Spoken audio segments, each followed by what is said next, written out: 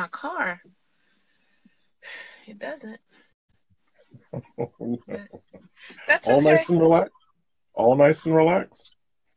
All nice and relaxed. I'm comfortable. I got the heat seated on. It's quiet. My son is making all kinds of noises. Hey, family. Oh, Hi, Marco. We got people coming up now, and Cheryl and Marie. How you guys doing? hey, how are you? Talk to us. Let us know So, you're there. see, once again, I'm not seeing comments, so Donnie, I'm going to rely on you. You not seeing any of the comments? No, I'm not Well, seeing there are no anything. comments. It's no comments. I just see people popping up. I'm not even seeing that. Okay.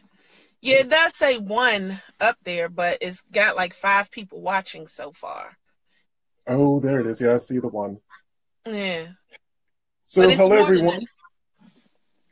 Hello, everyone. Welcome to the first broadcast of Genealogy Adventures. My name is Brian Sheffey, and I'm joined by my lovely cousin, Donya Williams. Oh, here we Hey. go. Hi, Hamad. Hi, Joan. Thank you Yay. all for joining us. Oh, so we're just going to wait for a couple more people to join, and we'll get stuck right in, because we promise this is not going to go on forever and ever. Hi, guys. Yeah, it's a 45-minute show. We're excited. Hey, Francine, I love you.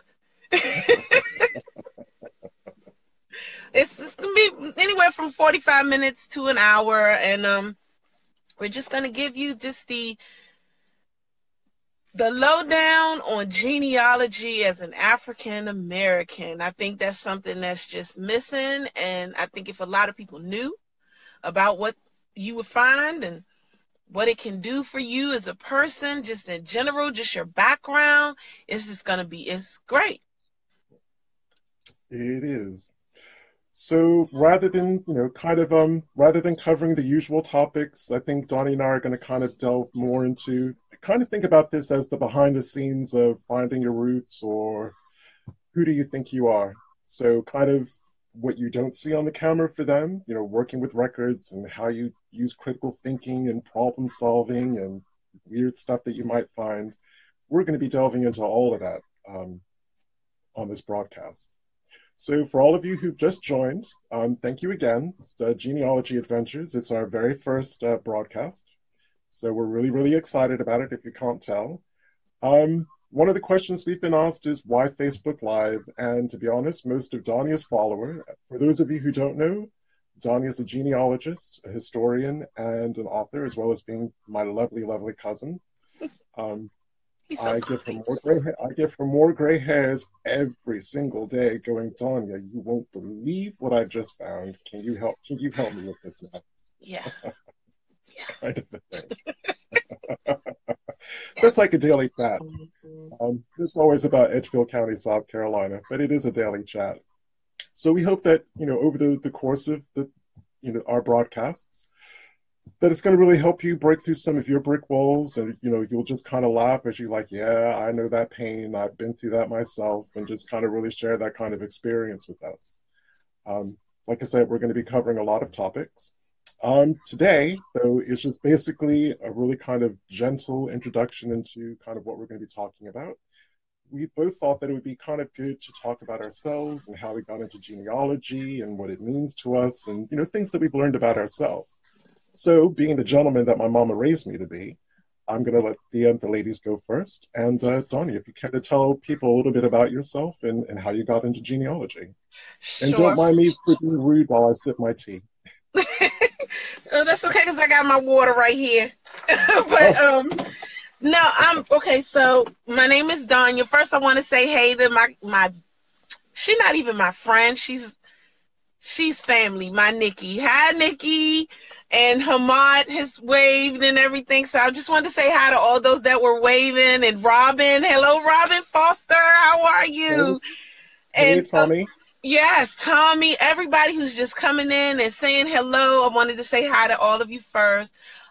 Secondly, My name is Donya. I am a genealogist. I'm also an author. I've written a book, Comes to the Light, learning about the entangled families of Edgefield, South Carolina.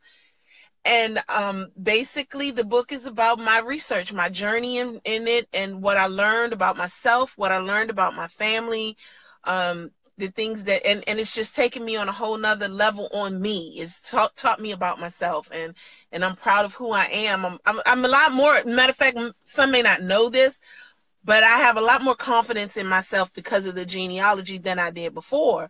And I'm not saying that my confidence was extremely low, but um, I've realized that with the research that I've done and the things that I've learned about my family, my grandparents, the things that they've done, I really don't have a need to be worried about certain things sometimes, because their worries were far more reaching than mine were. And mine really don't even exist compared to theirs. I know it's a different level, it's a different time period, but nevertheless, it's just not as it's not as bad that I could life could be so much worse, and it is because of them that actually my life is better. It's awesome. So that's why I research because I want to share, I want to know everything, and I want my family to know where they come from, because we have so many that just don't. And it's kind of heart-wrenching sometimes, but you got some that just really listen in, and they take it in, they accept it, and we go from there. So yeah, that's me. That's who I am. Brian. Cool. Well, if you wouldn't mind just sharing a little bit about how you got into genealogy, because I think that that's a really cool story. You know, how the ancestors really reached out to you and kind of Yeah. I would say encouraged you, but kind of dragged you into genealogy. Yeah, I was dragged in. Yeah, that's the best word. I was dragged in. Um, I did my research. For those of you that have read my book, I kind of told the story in the book, but basically, I was never into ghost type things and doing stuff like that. So I was afraid of all of those different types of extraterrestrial things, and it bothered me. But I was pulled in because I loved my grandfather's last name. I thought it was so different and so um, unique. And it is. It is a very different and unique name. It's my family's last name is Yeldale, and I wanted to know more about it. But before I got to that point, I was in my 20s when I got to that point. But before then, as a child, I used to always get um, different things happening in my life that I never really, now I can attribute it to my ancestors being there. So this one particular story that I think Brian is talking about, my mom was in her room, and we were all we my sister and I would come in the room every weekend just before we started cleaning up, because my mom, black households, you have that household where you got the music going, the Marvin Gaye kicking in, got your stuff going and everything, and you playing your music. Well, before that happened, we would go into my mother's room and we would sit down and we would talk to her and just everything, because she's such a great person, and that's what she used to do with her children. So while we were in the room this one time, my sister and I walked in, and she was looking around all crazy and looking up, just looking around. We're like, "What's wrong with you?" And I think I was about 14. And we was like, "What's wrong with you, Mom?" She said, "I'm trying to find out. I'm trying to see where my sister visited me." Well, the thing about this is that none of my mama's sisters can visit her, because, especially during that time, because they were dead, the ones that she was talking about. And we're looking at her like, "What sister?" And she finally came out and said it, "Margaret." And we were like, "Mom, Margaret is gone. What do you mean? How's she visiting you?" And she was like, "I don't know, but I know that Margaret visited me, and I just asked her to leave me a sign." Well, Margaret, and on that sign, that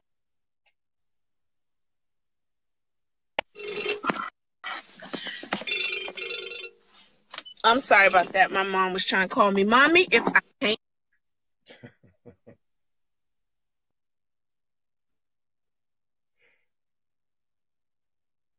Okay, while Dawn is talking to her mother, I'll tell you a little bit about how I got into genealogy.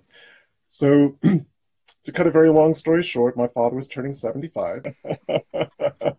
Here we go. Hi, Hamad. Yes, Hamad is coming. I think the link is better now. There we go.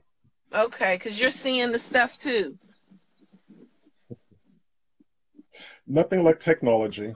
Nothing like it. Nothing like it. But we got to have our quirks. You know, this is the first part. So, That's true. yay, Hey, everybody's Hamad. coming back. Hey, Hamad. Oh, I'm so sorry, guys. I got broken off. It happens to the best of us. Hi, Lisi. So, did you want to continue, Donya, about what you were saying about your aunt Okay, Margaret? yeah. So my aunt, basically, my mom said that, you know, her sister had visited her and she wanted to clear it up and stuff like that. And I said, okay, yeah, I don't believe in stuff like this.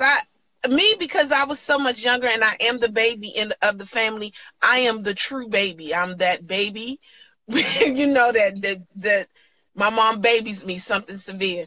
So I was in her bed when she was telling us this story. Well, by the time she started the story, I got out.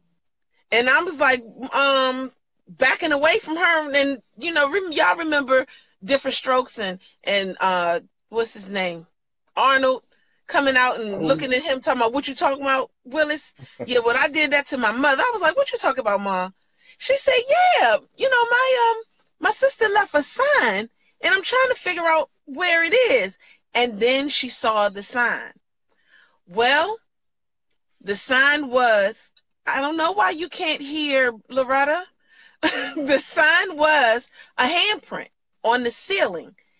And the handprint on the ceiling um, was the same hand that my aunt. It was long, skinny fingers. And that was the handprint that my aunt had. That was my aunt's handprint. So it was things like that that I started to realize that I was going to be, well, I didn't start it then, but I know now that I was going to be pulled into some mess that I wasn't going to be ready for, and I needed to be ready for it. So instead of God pulling me in with the dead, he pulled me in with the living, and he got me with my aunt. And my aunt is like my most favorite person. Well, she's not my most favorite person, but I love my Aunt Lula. My Aunt Lula was the one that started me off. She helped me. Her family is awesome. I love the Robertsons, and they're the reason, a part of why I do the research that I do. I actually dedicated my book to them and my Aunt Lula. But my Aunt Lula had 80 plus children in her family, almost 100, about 90 plus children in her family when I finally started researching in 1996. And it was the number of people in one person's family that pushed me over the top. And I started digging in and I started trying to find out everything about them and how many actual descendants my grandparents did have. And once I found out how many descendants they had, it was time to dig into the ancestors. So I gave in and dug in. And that's how I got started. and just to tell a quick story about how Donya and I actually met. It was through my DNA test. I'd already done two other ones with other companies, and then I got one on Ancestry. And I saw this name, Juanita Yeldell. I'm like, I have no idea who this is, but I knew it had something to do with South Carolina, so I knew it had something to do with my mother's family. And Donya just reached out because I was living in Cornwall at the time, and Donya just sent me this really lovely message going, "Hey, cuz, I don't think we knew at that point how we were related, I swear we but we did. just knew that we did." And it's something that Donnie and I talk about quite a bit. We say that Edgefield, South Carolina, or actually Old 96, let's just say Old 96, Yeah. very old region of South Carolina, has actually made us better genealogists because it is one of the most demanding, trickiest, hardest places that I have ever had to do genealogy in. It makes my father's Virginia genealogy seem like a cakewalk. So it turns out that Donnie and I are actually related, at least in the ways that we know. We're related 6 or 7 ways. And there's probably another 3 or 4 of them out there. Yep. And one of the reasons why I say Edgefield is such a tricky place, and for any genealogy course, they really ought to do something with Edgefield, is... Yes, yes, Jenkins. Oh, yeah. So whether it's our white family or whether it's our black family, because they're all related down there, pretty much everyone in Old 96 is related. You're related in multiple ways. Whether they're white or black, they didn't stop marrying their cousins. Didn't even matter if it was their first cousin. They got married over and over and over and over again. So instead of kind of having a family tree, we more like have a family shrub, which kind of gets that tall and it just kind of goes out like that. Because as Donya was kind of saying, again, whether it's the white side of the family or the black side of the family, they were having kids. Yes, they were having kids left, right, and center. So it wasn't unusual for people to have 9, 10, 11 kids. 40. And 40, 45. 45. You know, we have a Mr. Brown who's purported to have had 100 children. We have my 4 times great-grandfather, Lewis Matthews, who was a breeder. He had at least 30 kids. We suspect there's even more, but we know of at least 30 children. Yeah, 45. 40 girls, 5 boys. Right. And you can imagine 40 girls, if all of them got married. And had 10 children apiece? Yeah. And they were all born, when do we think that they were born? Sometime around 1815. The number is 1815. We believe the first, no, actually we know as early as 1791 because Moses was born in 1791. So, and we think Moses Jr. is possibly the oldest child. Maybe one of them might be before him. So anywhere between 1785 and 1835, 45 kids were had. So you're talking women who were born deep towards the end of the slavery period, trying to figure who would have been married or had a married name different than Williams. So we're trying to figure all that out. Who they are. We found about 11 kids already. 15, that's Brian. We found 15. That's 15. That's right. I stand corrected. And that's taken us almost a year to do. So again, when you're talking about one-name ancestors, enslaved ancestors, 40 women who in 1870 are going to have a different last name than Williams, that's fun. That's a lot of fun to tackle. Yeah. And it's not just us. Let's clear that up. Even though Brian and I had it, actually Brian is the one that heads this because I was dead set on not doing none of it, but he completely ignored me and said we're doing it anyway. But Brian is the head of this whole thing, and I just kind of co-chair it. But we have 5 more people? I think it's because we have Loretta. Because we have Loretta, Sharon, Hamad, and then my Sheila, she was no longer, with us. And Lisa Wade used to do it with us for a little while. But yeah, those were the people that are really kind of digging into the Williams line. And, kudos go out to all of them because without them, we would not have found the 15 that we have. So far, we found all 5 boys. So basically, there's my mommy. She finally got on. Basically, there were 20 girls and 2 boys with 1 woman, and 20 girls and 3 boys with another woman. And we found all 5 boys and about 10 of the girls. So we're pushing through. We're pushing through. Yep, 30 to go. And we're pushing through. So but that's our story. But again, it's been a really interesting kind of detour into a side of American history that we never really knew. Yes. Donya, for instance, has learned a lot about the formation of North Carolina, South Carolina, because again, the story of Moses Williams Sr. actually starts in Hanover County, Virginia, where he was born in about 1765-ish. He goes from Virginia to North Carolina to South Carolina. He had children in all 3 states, by the way. So it's not even, the scope of the project isn't even just limited to South Carolina. It's picking up this trail in North Carolina and then even further back in Virginia. Right. So again, we've learned about the whole history of the formation of the Carolinas. Donya kind of blew my mind when she's like, well, do you know some of the first enslaved people to come from South Carolina didn't even come from the American colonies. They came from Barbados, because the aristocrats of Barbados pretty much settled South Carolina, had all their friends and family come over, they brought their slaves over, which kind of started to kind of educate me about some of the stuff that was in my DNA results that I didn't quite understand. The likelihood is I got that from an enslaved person being brought from Barbados to South Carolina. So again, it's all about the theme of how genealogy and American history, it's like this. You can't really do one without doing the other. That's right. Yeah, that kind of puts my DNA in perspective. Y'all all know how I'm feeling about my DNA right now. So, You might want to share that for the people who don't know. Donya's mind has kind of been blown by her DNA results. Yeah. So I am 50% Nigerian. Point blank. I'm 50% Nigerian. And then I have a little bit more African thrown into me from Cameroon.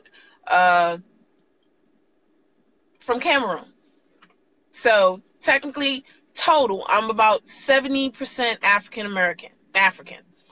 But that other 30% is anything that you could think of across the big pond. So we're talking Europe, we're talking Asia, we're talking Korea, we're talking Russia, we're talking the very northern tip of Australia, we're talking Fiji Islands, Solomon Islands.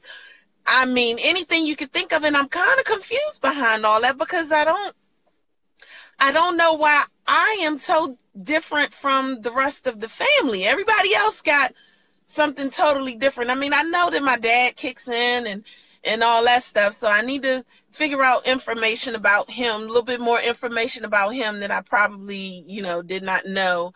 But overall, that other 30% is everything.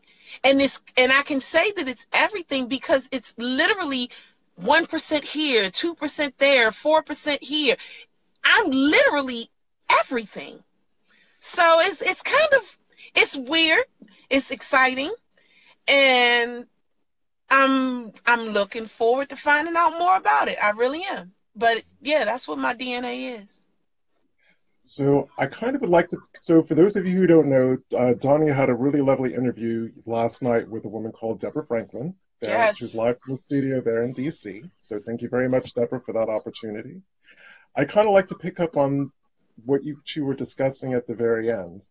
There was a really good discussion saying the reason why it's so important for African Americans specifically and particularly to do our family research, to find our history, is we have a vacuum where a whole bunch of people, and I just shared my own personal story, feel no connection to the country of their birth, where their forefathers and foremothers have been here for centuries.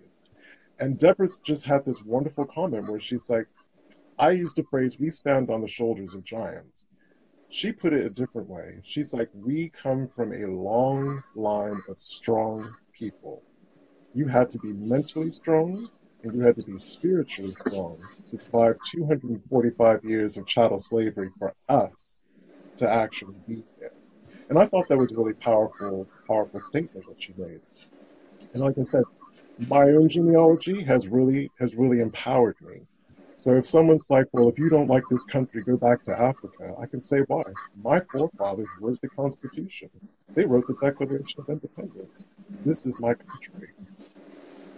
That's right. That's right. And that's a lot of things that African Americans don't realize and don't know. So that's one of the reasons why we're doing this show, is to start getting people acclimated into the fact that America is your home. And even though this is not disputing anything about Africa, because like I said, I'm 70%. I'm more than 70% African. I accept that. I embrace that. I am glad about it. And I look forward to learning everything about it. But I do not discount the families that was here, because my African families, even though, yes, they do, because you match us, Miss Jenkins, but even though my African ancestry is there, do you guys realize that the man that we were talking about, Moses Williams, is my fourth great grandfather? He dated back. He was born in 1769. So he was right here in America, in Virginia. Not to mention the fact that I'm a part of a group of families called the Goins. They are already dated as some of the first African Americans in Jamestown. Jamestown being the first colony. So our goal is to teach you guys to stop looking at a state and start looking at the colony that your family comes from. That's the East Coast. That's the first thing that we want to really get across to everybody. States were not created until after the colonies were done. And South Carolina, North Carolina, Virginia, y'all gonna test me on all of you know what they are. You know, those first colonies, that's where your families came from. I don't care how far back you go in Mississippi. I don't care how far back you go in Alabama or anything like that. The first colonies is where your families come from. And you have to start digging like that. Those are the things that we started looking into and we started to realize. And once you start thinking on the mindset of the colonies that you come from, then you'll start being able to pick up more lines, because that's what we had to do. We had to learn to do that, because I'm telling you, I never thought of South Carolina out of being a state. But then one day, Moses entered in our lives. And Moses was before South Carolina was a state. South Carolina wasn't a state until 1885. So guess what? He was around 100 years before it was a state. So those are the things that I'm talking about. You know, we're gonna show you, we're gonna help you guys to learn to look at your research in a whole nother level, in a way that will allow you to open your mind and broaden your horizon, broaden your thought process. Because once you start broadening your thought process on where your family came from, you have, oh my God, you start finding out things that you just can't imagine. Yeah, it's amazing to me. This is why Edgefield is the best place to cut your teeth on when doing research. Because people don't know that Edgefield is a huge part of American history. Unbelievable part of American history. And because it is like that, you don't realize just how much until you start digging in Edgefield. So to all of our family members who are looking in and checking us out, understand that if you come from Edgefield, you come from the beginnings, honey. And it's a huge thing, and I'm proud of it. And I guess on the flip side of that, just using my Matthews, which are also known as the Mathis family in Edgefield. Again, Donnie and I will never say that African American genealogy particularly is an easy thing to do, but it is hugely rewarding, because I have managed to trace one of my Matthews line out of Edgefield back to Virginia, back to 1692, you'll never guess where, Pennsylvania. They were enslaved by the same family from 1692 into the day of the Emancipation Proclamation. So again, it's part of what Donnie and I talk about. You know, we appreciate people have really deep roots they have an affinity for the state that they were born in. So actually, you were using Mississippi as an example. Someone could have five generations of their family in Mississippi, but they didn't start there. They had to come from somewhere else. That's right. So whether it was coming in from the Spanish, who were much earlier, who'd settled that region much earlier than the English did, you could have come that way. Your ancestors could have been here since 1400s. That's right. Because as we know, there were Black people with the Spanish population, the conquistadors, going all the way from Mexico right up into Georgia, South Carolina, North Carolina, and Tennessee, 100 years before the English even got here.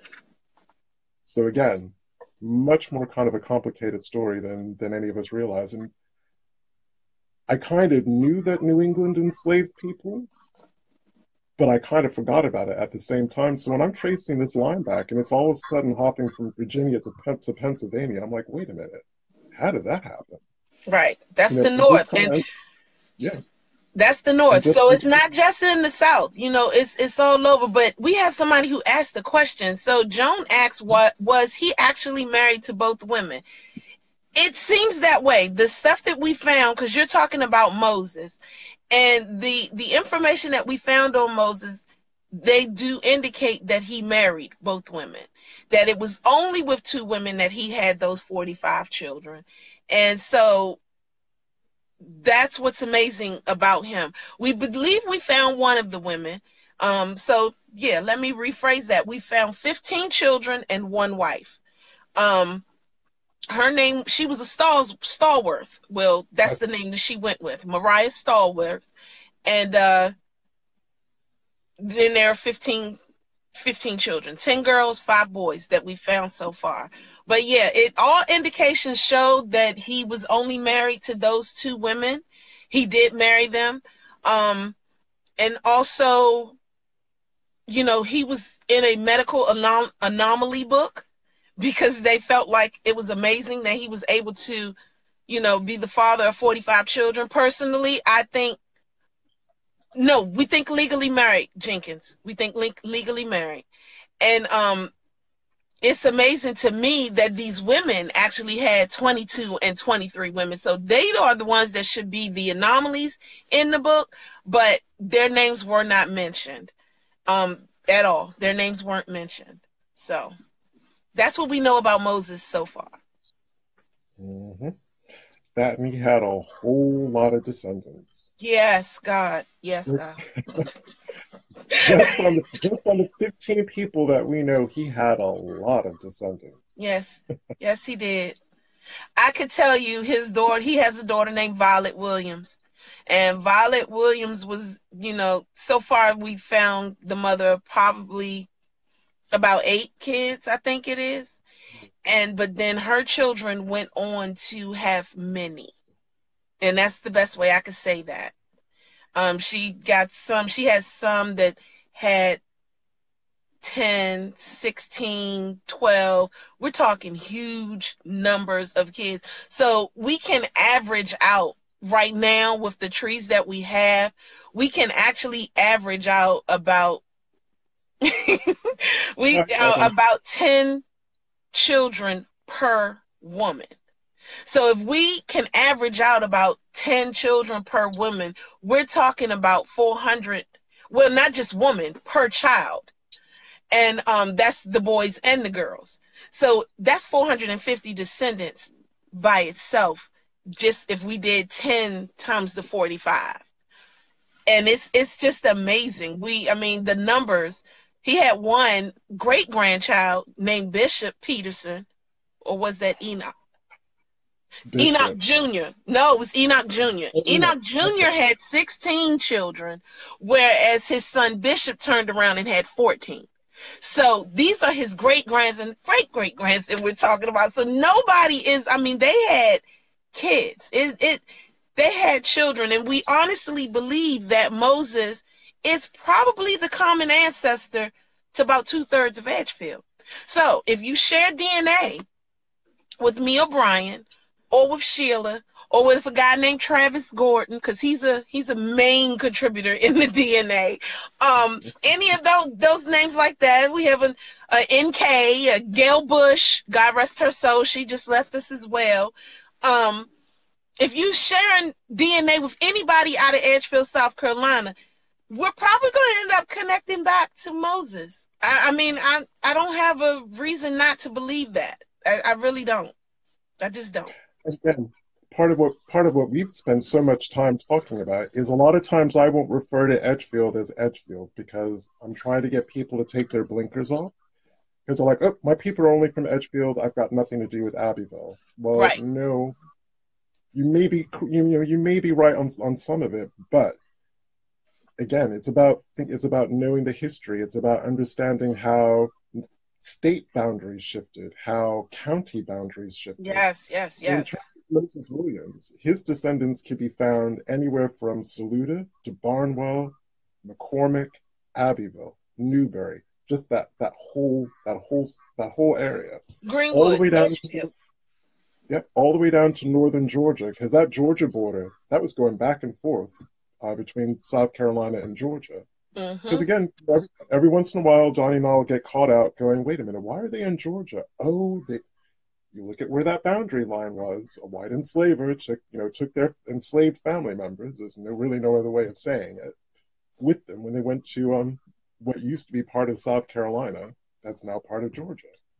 So that one man's DNA is kicking around that whole kind of, well, pretty much from the middle of South Carolina all the way down to North Georgia. Yeah.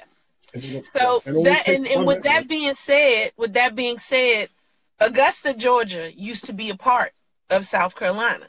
So the line used to score, the South Carolinian line used to go all the way over into Augusta, Georgia.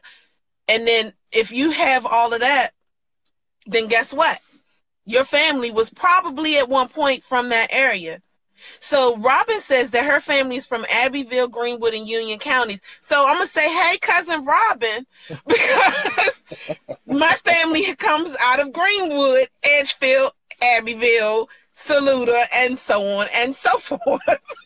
So yeah, those are the areas that we cover, and it's all of that. We can no longer. The other thing that Brian and I say, because I still got to get out of saying Edgefield, but I don't.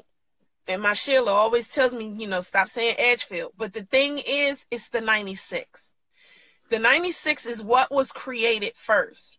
Yes, Lawrence County as well. The 96 is what was created first. When South Carolina was first made, South Carolina was first made as a colony, not as a state. It was made as a colony in 1729. And it was still a colony in 1729. And it made 4 counties within it. I can't remember all the names of the 4 counties. I'm sorry. But the main one that we tend, by the time South Carolina the lines were made and crossed, 3 out of those 4 counties made up the Edgefield, Abbeville area. So what they did was they called them districts. And that's how the 96 came about. Yes, the 96. Joan. That's how the 96 came about. But then in 1785, they broke the 96 up into 6 different counties. And those counties were Edgefield, Abbeville, Newbury, Union, Lawrence, and Spartanburg, if I'm not mistaken. I want to say it's Spartanburg. It might not be, but those were the 6 counties. So I'm saying that to say, if you have families in any of those 6 counties that you were researching, we all end up being connected at one point or another somewhere down the line, because our families were the first families of the 96. So this is what we want you guys to understand. This is what we want you to realize, is that we come from the beginnings of South Carolina, the very, very beginnings. Anybody from that area comes from the very, very beginnings of South Carolina. And because we come from that very beginning portion of South Carolina, who's to say where you stretch from? So that's my spiel on that. Yeah, very good spiel too. But when I say that Edgefield has actually thrown every conceivable problem at us, it's not a joke. We have people who, for whatever reason, change their name. It's not a name that's associated with either of their parents. They're just like, it's literally like they woke up one morning, oh, I don't want to be a Brooks anymore. I'm going to call myself Gilliam. Even if they had kids, like grown kids. Could you imagine being 12 years old, you wake up the day before, you go to school as Billy Williams, and you go to school the next day, and for whatever reason, now you're Billy Gilliam. Yep. There's just no rhyme or reason for it. Yep. Had Cummings to do that. They went either they went into school as Cummings and came out as Gilchrist, or the opposite. They went into school as Gilchrist and came out at the end of the school year they were Cummings. One way or the other. But it was the most amazing thing, and we've come across that. And in coming across that, we've also found a lot of intermarrying going on. So our job today, as far as this show is concerned, is to introduce you to genealogy as a whole and what Edgefield, South Carolina, or the 96 did for us, and what it was that we had to learn and follow and see. And the 96, they married everybody. They married each other so many different times.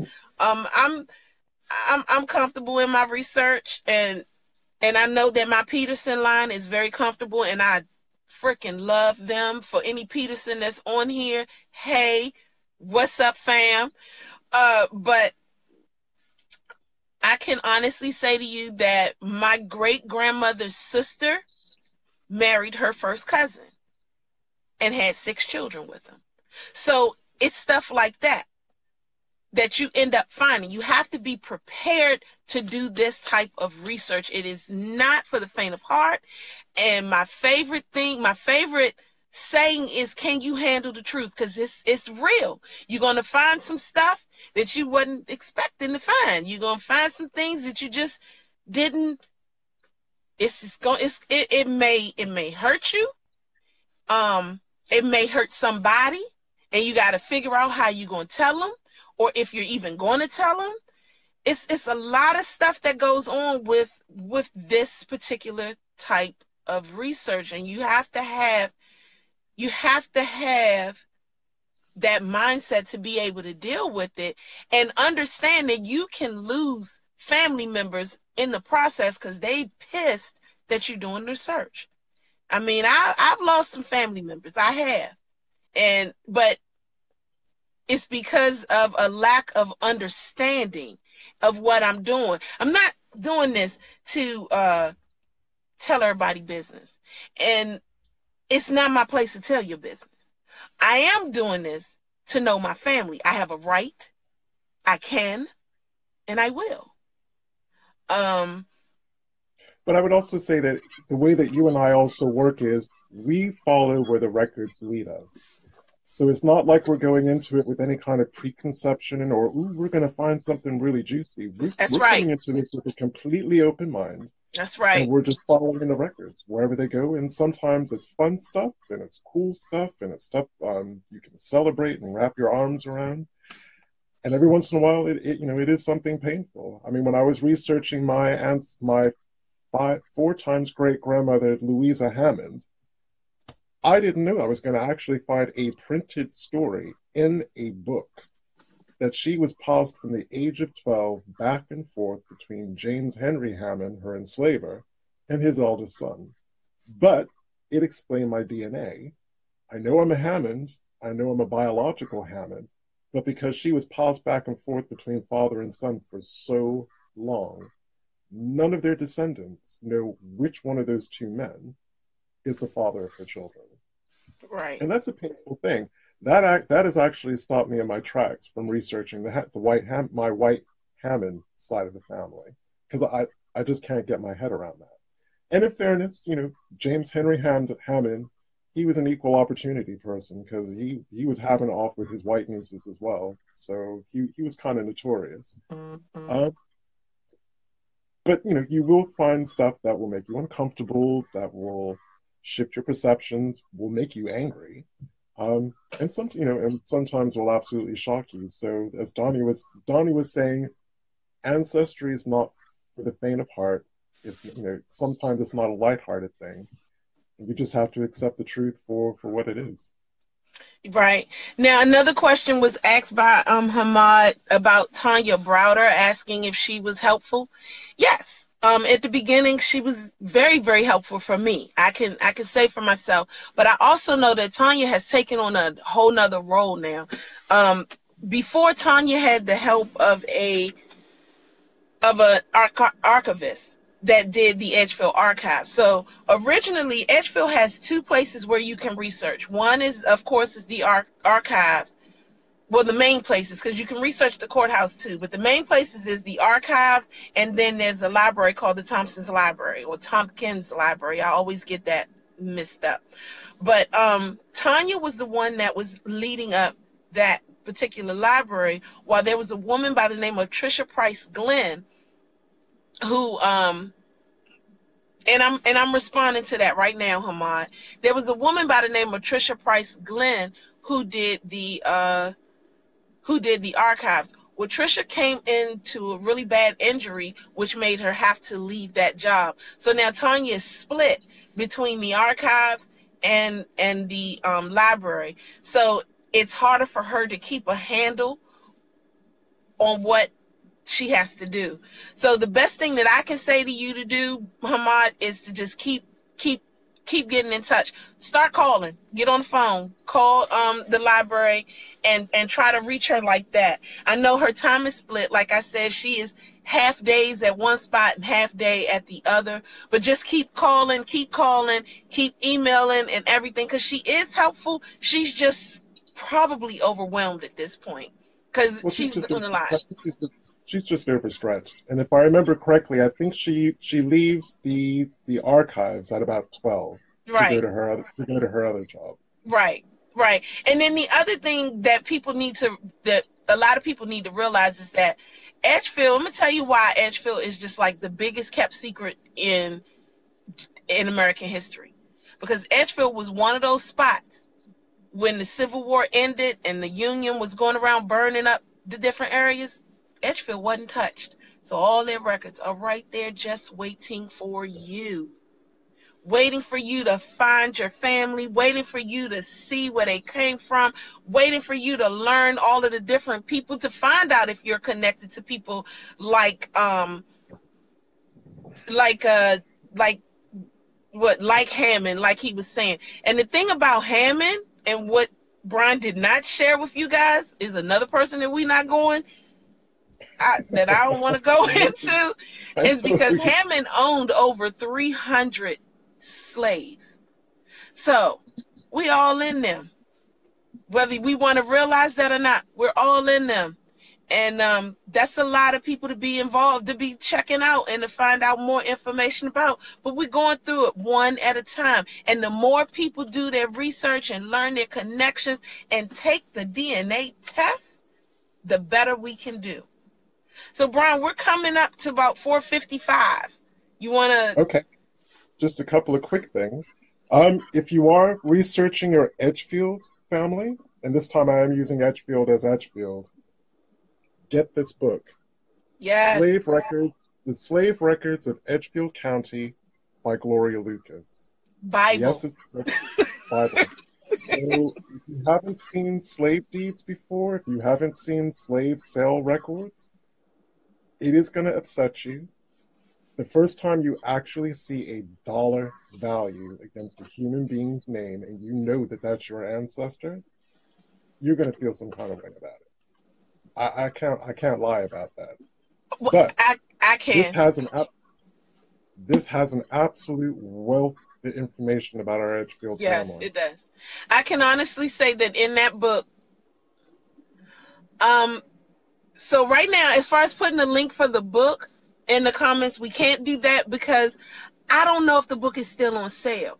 But what I do know is that the book is available on Ancestry.com. So all you have to do is go into the card catalog and type in Slave Records of Edgefield County. I could put that name in there, and we'll put that name in the comments. And then once you put that name in the comment, in the search bar on Ancestry, it'll pop up, and it's the exact same book. Everything is right there. But what I was gonna say is that I found my two-time great grandmother. Well, I was, again, with the help of Trisha Price Glenn and even my cousin Natan, because Natan was the first one to tell me that she had seen the name and everything. But Trisha Price Glenn was the one that actually confirmed who she was. My great-great-grandmother Martha Brooks was found, and she was found twice. And I found out that she was owned she was owned by the Brooks family. So she was owned by Whitfield Brooks and then again a man named Preston Brooks. And she was $900. She was worth $900 as a young girl when Whitfield had died in 1850. And when Preston died in 1857, she was worth $1,205. So being worth that much means that she was a breeder. Hey, Charmaine, she was a breeder, and that meant she had children that I may never find, that I might find if they do the DNA, and so on and so forth. I did not have the response that most people would have. I still believe that to that day. You know, looking at her name, seeing the cost next to her twice was, I didn't react the way I should have. Now I feel it every time I talk about it. But before, when I first saw it, when I first laid my eyes on it, I was like, oh, wow, a slave. Oh, wow, I found someone who was enslaved. Oh, wow, she was worth $1,200. There were other things that Martha, because I'm going to say this was Martha, she took me through some other things to let me know what she actually went through. She made me read more. She made me research some other people in order to actually understand how powerful it is to learn that your ancestor was owned by somebody, and not just by somebody, her own parent. Because one of those two men is her father. And now We'll I do, feel Loretta. some type of way. I I feel will some do, type of way. Loretta. Yeah. But So, what we I was just going to jump in quick. mhm. So, I guess my experience of that happened to me last year when I went down to DC to spend some time with the family. My brother and sister and I went to visit Monticello because we wanted to see where great grandma Sally Hemings, you know, where she lived. I'd never been to a plantation before. I'd never had any interest in going to a plantation before. So again, I kind of went with an open mind, and my mind was blown from the first moment. I'd always assumed that Monticello was built where it was because that was already a flat plateau where the house stood. Nope. First thing the guide said was, yeah, the slaves just basically took off the whole top of the mountain, leveled off that whole platform. Now, this was back in July. It was a steaming, humid, hot Virginia day. I'm standing there in a t-shirt and shorts going, I couldn't have done it. No way could I have done it. I would have died having to do that. Because I'm trying to think about just the volume, the tons of mountain that got moved. They didn't just move it. Every single brick in that Monticello house, slaves took the soil that they removed from the top of the mountain and they made those bricks. Mhm. That was just all the labor there. So that blew my mind to start with. Went to the slave cabin that they have on Monticello. And I knew that was kind of, I'm not going to say it was a Walt Disney version of a slave cabin, but it was new, it was clean, and I knew that my ancestors, that's not the conditions that they lived in. But I was haunted. I just felt so much energy, and most of it wasn't very good. Now, I'm a very chatty person. I went very quiet. Noticeably. There was the Brian that went into the slave cabin who was kind of chatty and mulling over how Monticello had been built. Then there was the Brian that came out of the slave cabin, totally quiet. So my brother and sister went off. I arranged to meet them at the enslaved cemetery in Monticello because I wanted to pay the respect to my ancestors and to my family that I knew were buried there. I knew that there wasn't going to be a headstone. I knew that there weren't going to be their names. There's a little plaque, and it's got about 40 names on there. But I'm just looking at this kind of wooded area with wild grass and a couple of stones, and that was it. I was done. At that point, I was done. That just killed me. But that's all wrapped up in our history. That's what I keep banging the point home. Nothing brings American history home more than doing genealogy, and actually getting in touch with it. That day, I know I still have a lot to learn about the day-to-day life of enslaved people, but that was such a deep and profound experience. Knowing that I'm looking at this patch of grass, going, Anna's buried here, Pete is buried here. Little Nettie who died at 5 is somewhere here because I had the names because I did the research. I knew which one of my family had been enslaved there. So I could just almost like a tick list. I just thought about all those names and all those people that were buried in that pouch. Yeah. So I hope you guys Yeah. enjoyed the show. I hope we gave you some information that will help you. And next we're going to be doing the show every first and third Sunday of each month. We want you to bring your pens, your papers. We want you to bring your questions so you can ask whatever it is. And if we don't know it, then we'll find it and you'll get it on the next one. So the next show is going to be, not this Sunday, but Sunday after next. What are we going to talk about, Brian? You mentioned it last night, actually. I did? You did. I didn't. Oh, God. It's kind of an introduction to genetic genealogy. Yes. And how you can use that, why it's an important tool, and how you can use it as a tool. So again, this one was kind of us getting our feet wet a little bit. It was kind of broad and wide ranging. But each other show is going to have a very specific topic that we'll be speaking about. Right. And the main thing that we're gonna teach, especially those from the Edgefield area or from the 96 area that's gonna watch the show. I need you guys to pay close attention because we can't use DNA like everybody else can, because we're so related to each other in so many different ways that sometimes our DNA mix gets lost faster than someone else's, and it gets crazy. I know that may sound ridiculous, but we'll be able to explain it better, at our next show. But that's what we want, that's what we want to talk about. We want to talk about DNA. Because we have a lot of brick walls that we really, really need to smash through. Because even though I think we've done a pretty good job in actually finding the maiden names of enslaved women who were born in like 1805 and 1815, but we still have a lot of women. We have no idea what old 96 family they actually belong to, and we're really only going to be able to solve that as more and more people do DNA testing.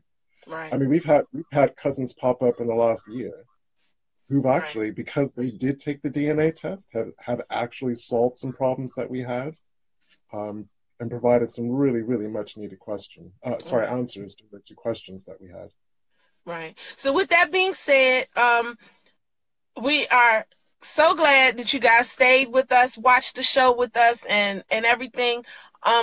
If I want to dedicate this first year of this show, as far as I'm concerned, is dedicated to 3 people. It's dedicated to Brian's dad, because he was always so supportive. Gail, who just passed on, and Sheila. Sheila Hightower Allen, who was just that. I know she's watching this right now, and we're gonna thank you, Mom.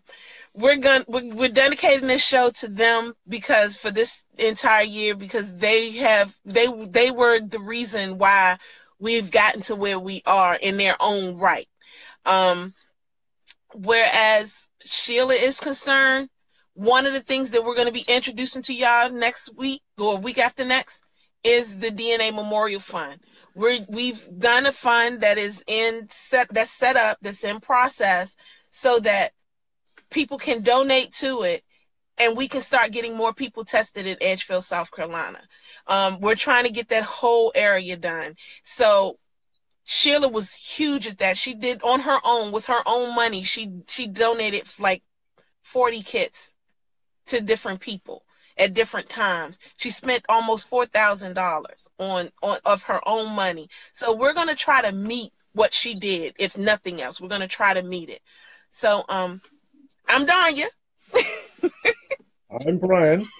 And before I forget, if you have a specific topic that you would like Donya and I to talk about, basically as soon as this broadcast is finished, it's published on Facebook.